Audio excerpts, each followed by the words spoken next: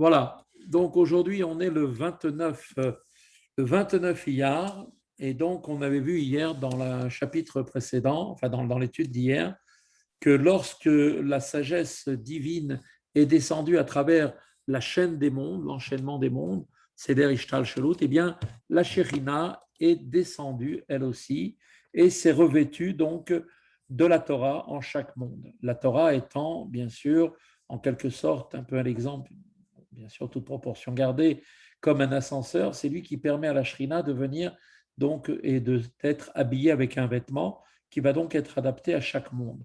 La sagesse divine portée par la Torah au niveau de chaque monde particulier constitue ce qu'on appelle le palais du Saint des Saints, le Kodesh HaKodashim, dans le monde où elle se trouve, le lieu donc de résidence de la Shekhinah à l'échelle individuelle de ce monde. La Shekhinah, donc, qui elle-même est donc, on l'a vu, appelée la révélation de la lumière divine, se situe donc au niveau de la Séphira de Malchut de Hatzilut, et c'est ce qui est appelé aussi d'ailleurs la parole divine, car la parole représente le dévoilement de ce qui est caché.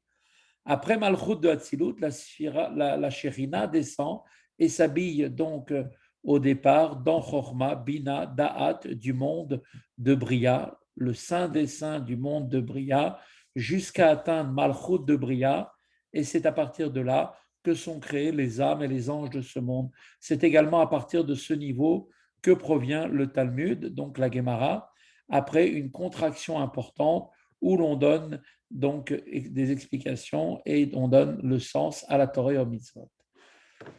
Donc, dans la continuité donc, de notre explication, alors le Admor Azaken nous dit que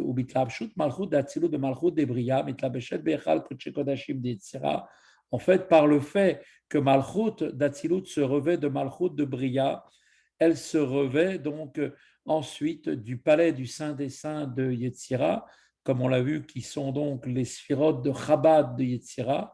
Et de cette manière, donc la Shechina, c'est-à-dire Malchut d'Atzilut, repose aussi dans le monde de Yetzira. Et donc, par le fait que Malchut d'Atzilut, ensemble avec les sphirotes de Malchut de Bria et de Chabad de Yetzira, dont elle est revêtue, se revêt ensuite de Malchut de Yetzira, à partir de laquelle sont créées les âmes appelées Ruchot.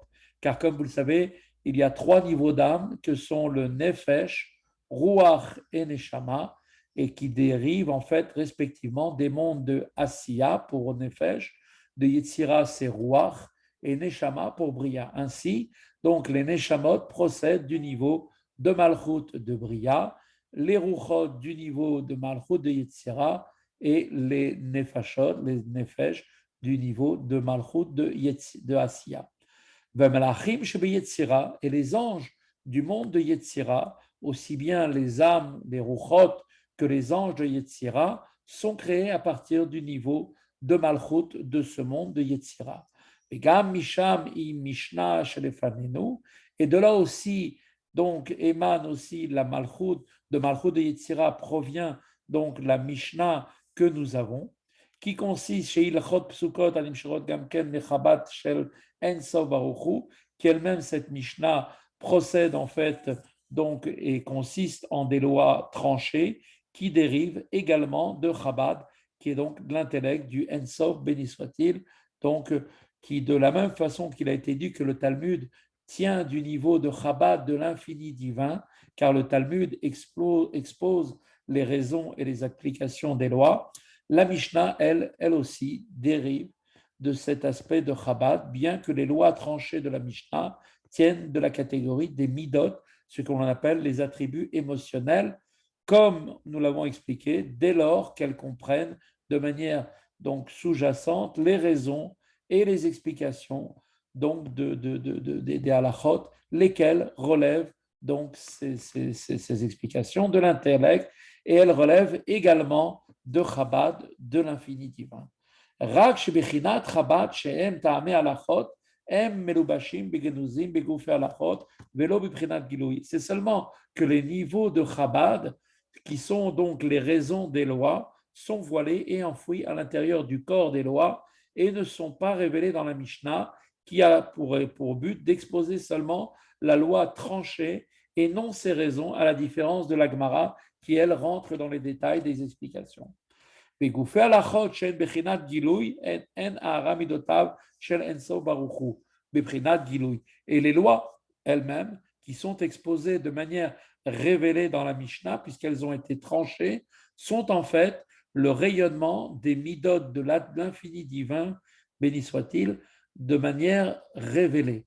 Comme on l'a dit plus haut, la décision, le psak, c'est-à-dire ce qui a été tranché pour la loi, qui permet ou qui interdit, valide ou invalide, disculpe ou condamne, relève des midot, respectivement, des attributs de bonté ou de sévérité selon les cas.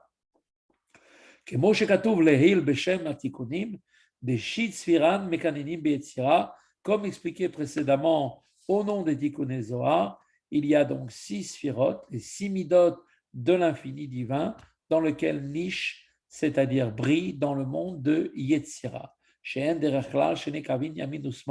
Qui donc ces lois donc, sont en fait de manière générale, toutes les midot sont en fait, ces attributs divins sont partagés de 2 lignes, la ligne de la droite et la ligne de la gauche, qui représentent respectivement Chesed, la bonté, et Gvura, la sévérité.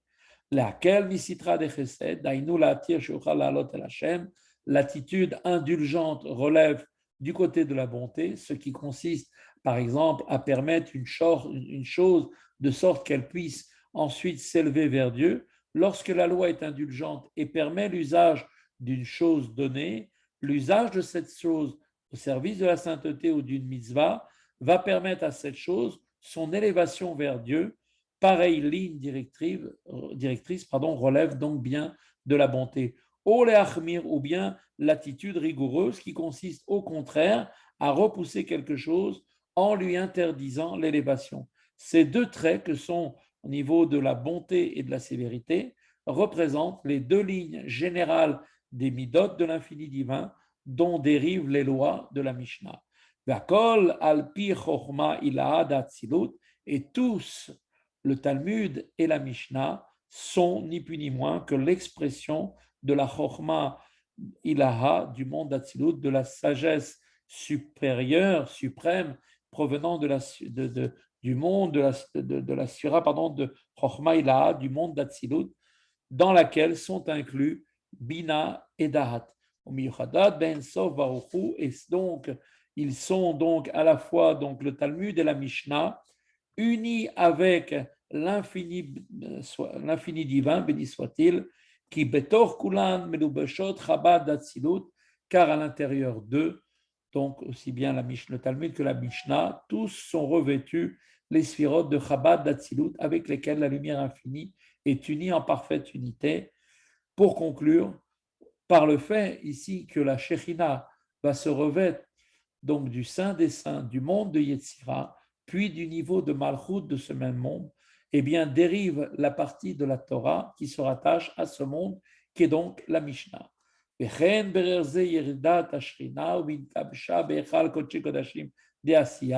De même, ensuite, dans la continuité de cette descente, de manière à ce que la Shekhinah, qui s'est préalablement revêtue du Malchut du monde de Yetzira, eh bien la Shekhinah est ensuite descendue et s'est revêtue du palais du Saint des Saints de Asiya, comme on sait, qui est donc le niveau de Chabad du monde d'Asiya. Et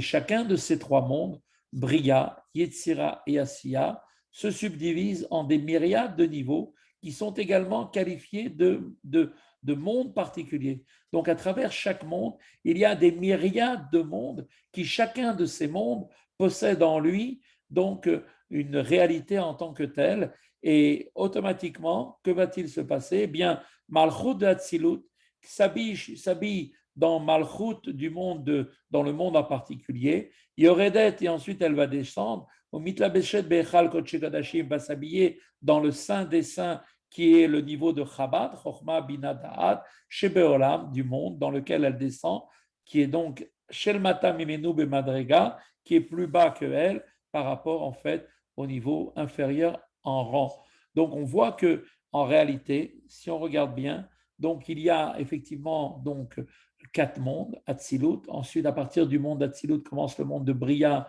les mondes de la création. Ensuite, Yetzira, le monde de la formation. Et Asiya, le monde de l'action, qui est le monde dans lequel nous sommes. Et donc, à partir de chacun de ces mondes, il y a des myriades de mondes qui se trouvent à l'intérieur de ces mondes. Et à chaque fois, le processus est le même. C'est toujours Malchut d'Atzilut qui descend à l'intérieur du Malchut dans le monde dans lequel elle va être. Donc, elle va se retrouver en ayant au préalable passé par le saint des saints de chaque monde, qui est le niveau de Chabad, le niveau de Chochma Bina Dahat, qui est en fait donc le premier degré, le premier niveau du monde dans lequel elle descend. On a une petite note tout de suite du Admor Zaken qui nous dit Malchut Kol Alamim. On comprend maintenant tout à fait par l'expression du verset qui dit ta royauté, Malchut, et la royauté, Malchut, Kol Alamim, de tous les mondes. Ce verset indique qu'il existe donc ta royauté, d'accord, qui est donc la royauté de Hatzilut, de Malchut d'Hatzilut, et il y a la royauté de tous les mondes. Donc, dans chaque monde, on va retrouver un niveau de Malchut dans chaque monde.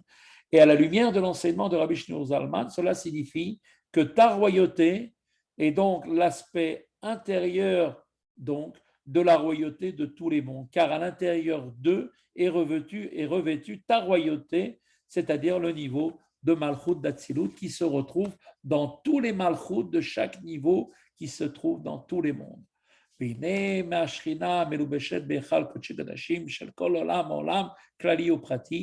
Or, en revenant maintenant au texte, à la fin de la note, nous dit le Admor Zaken, hors de la Shekhinah, Malchut d'Atzilut, qui est revêtue du palais du Saint des Saints de chaque monde global ou particulier, global, c'est-à-dire les 3 autres mondes, Bria, Yetzira, Asiya, et particulier, c'est-à-dire dans chaque monde, comme on a dit, des myriades de niveaux de mondes qui sont eux-mêmes composés aussi de sphirot à l'infini. Nimshar umitpashet mimena or bechayut lechol olam abruim shebo neshamot melachim. Et donc, ce niveau de Malchut d'Atzilut, qui est revêtu du palais du Saint des Saints de chaque monde, global ou particulier, va ensuite s'étendre et se répandre d'elle à partir de Malchut d'Atzilut, une lumière et une vitalité pour tout le monde et les créatures de ce monde, les âmes de ce monde et les anges de ce monde, etc. Le etc. ici renvoie aux autres êtres créés de chaque monde, tels que les Echalot, qui sont appelés les palais. En vérité, tous reçoivent la lumière et la vitalité de la Shekhinah, telle qu'elle est revêtue du Saint des Saints de ce monde. Et d'ailleurs, en voici la preuve. Qui kulam nivreu basara ma'amarod b'maaseh bereshit shehem devar Hashem anikra b'shem Shekhinah. Car tous ont été créés par les 10 paroles de l'œuvre de la création, car il n'y avait point de monde auparavant, bien évidemment. En effet, tel qu'est le sens littéral au commencement, c'est-à-dire au commencement de la création ex nihilo. Donc, au moment de la création des mondes d'une manière ex nihilo, eh bien, tout a été créé par les 10 paroles de l'œuvre de la création, lesquelles, ces paroles, sont les paroles de Dieu qui est appelée la Shekhinah. Comme on a dit précédemment, la parole de Dieu révèle ce qui était précédemment dissimulé, comme la parole de l'homme révèle ce que à quoi l'homme pense, qui est caché. Tel est précisément l'objet de la Shekhinah, qui est donc sa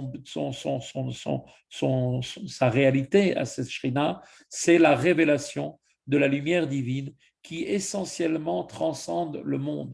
Ainsi, Malchut d'Atzilut, qui est nommé Shekhinah et constitue la parole divine révélée dans les 10 paroles, est en fait le niveau à partir duquel la lumière et la vie descendent pour être révélées au monde et à tous les êtres créés. Cette descente de la Shekhinah est opérée par le biais de la Torah, qui elle-même, la Torah, constitue en chaque monde le palais du Saint des Saints dans lequel la Shekhinah se revêt en premier lieu. Comme on l'a dit, c'est le vêtement de la Torah qui permet à la Shekhinah d'être habillée à travers ce vêtement pour pouvoir donner la possibilité d'une radiation, d'une lumière qui va être donnée au monde sans que le monde retourne au néant. Et cela passe par l'intermédiaire de la Torah, qui, ce niveau de Torah, va être donc adaptée selon le monde dans lequel elle se trouve. Voilà, c'est ici donc la fin du chapitre 52